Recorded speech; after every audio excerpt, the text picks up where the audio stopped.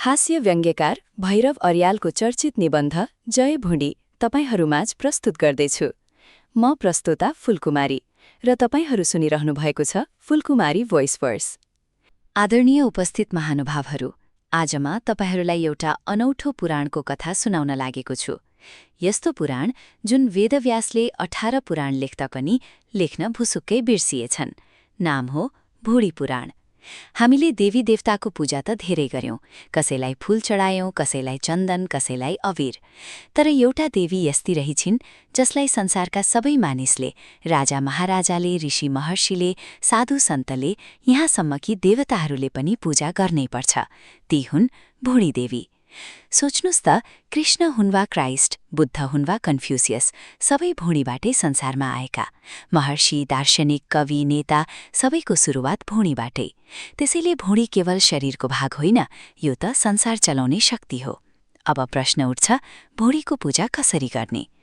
अरू देवी देवता जस्तो भुँडीलाई फूलमाला चाहिँदैन, उनलाई त चाहिन्छ जल र नैवेद्य। तर त्यो पनि सामान्य होइन। चिसो, तातो, गुलियो, नुनिलो, अमिलो, रातो, सेतो, कति प्रकारका? अनि नैवेद्य, त्यसको त बयान गरेरै साध्य छैन। भुँडीलाई समयमै पूजा गरिएन भने के हुन्छ? घरमै हेर्नुस् न, बिहान खाना ढिलो भयो भने पहिला आफ्नै भुँडी कराउन थाल्छ, अनि घरकी आमाको रिस सुरु हुन्छ। उनी भन्छन्, तपाईको त एउटा मात्रै भुँडी हो नि। तर वास्तवमा एउटा घरमा कति भुँडी हुन्छन्? बुढाबुढी, छोराछोरी, पाहुना सबै जोड्दा एउटा घरमा 7-8वटा भुँडी सजिलै भेटिन्छन्, अनि ती सबैको पूजा गर्नुपर्छ। त्यसैले बिहान बच्चा उठ्ने बित्तिकै आ भनेर कराउँछन्। त्यो भोकको आवाज हो, अनि घरमा तुरुन्तै भुँडी पूजाको कार्यक्रम सुरु हुन्छ। घर होस् वा होटल, होस्टेल होस् वा ब्यारेक, रेल होस् वा जहाज, जहाँ भए पनि मानिसले अन्ततः यही मन्त्र जप्नुपर्छ। नमो देव्यै, पेट देव्यै, सर्वदेव्यै तथैव च, आन्द्रा आन्द्री समेतायै भुँडी देव्यै नमो नमः। साथीहरू, मानिसले जे गरेको छ, धेरैजसो भुँडीकै लागि गरेको छ।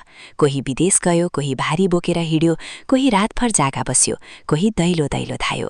आखिर किन? भुँडी पूजाकै लागि। यही कारणले पुराना मानिसहरूले एउटा सत्यवाक्य भनेका थिए, येन केन प्रकारेण उदर परिपूरयेत्, अर्थात् जसरी भए पनि पेट भर्नुपर्छ। अब भुँडीका प्रकार पनि सुन्नुस्। लेखकले भुँडीलाई 4 भागमा बाँडेका छन्। 1. हाँडी खोप्टे भुँडी, यो सबैभन्दा ठूलो र लोभी भुँडी हो। आफूले मात्रै सबै खान खोज्ने, अरूको भाग पनि आफै खोप्ट्याउने, धर्म अधर्म केही नहेर्ने, मौका पाएसम्म सबै आफ्नो बनाउने।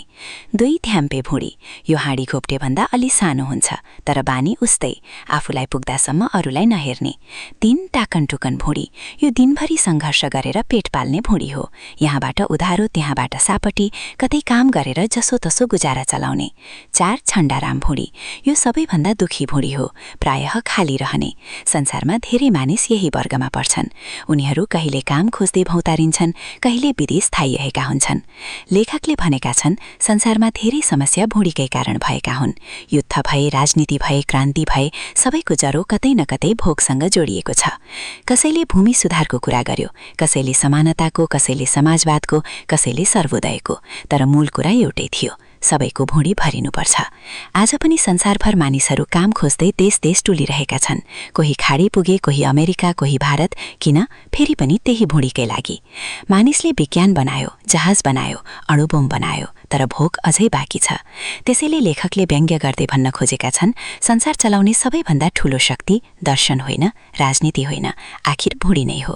अन्त्यमा लेखक आशा गर्छन्, जुन दिन संसारका सबै मानिसले सजिलै आफ्नो भुँडी पूजा गर्न पाउनेछन्, अर्थात् सबैको पेट भरिनेछ, त्यही दिन यो भुँडी पुराण पनि वेदव्यासका 18 पुराणसँग 19औं महापुराणका रूपमा जोडिनेछ। अनि त्यस दिन सबैले एउटै स्वरमा भन्नेछन्, जय भुँडी। यस्तै कथा, कविता, गजल तथा निबन्धहरू सुन्नका लागि हाम्रो च्यानल फुलकुमारी भोइस वर्सलाई सब्स्क्राइब गर्न नभुल्नुहोला। साथै यो प्रस्तुति आफ्ना साथीभाइ र परिवारसँग शेयर पनि गरिदिनुहोस्। र अब अर्को एपिसोडमा कुन कथा, कविता वा निबन्ध सुन्न चाहनुहुन्छ, कृपया कमेन्ट गरेर अवश्य भन्नुहोला। धन्यवाद।